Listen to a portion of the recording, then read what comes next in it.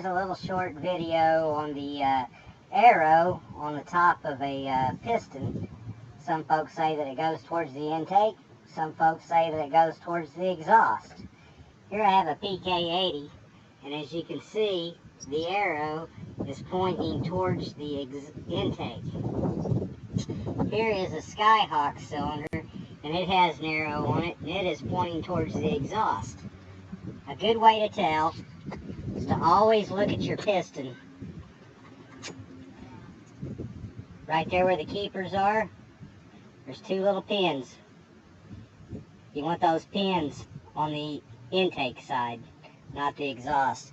So you see this arrow here pointing towards the exhaust has the pins on the back. This piston here for the PK80 is pointing towards the intake.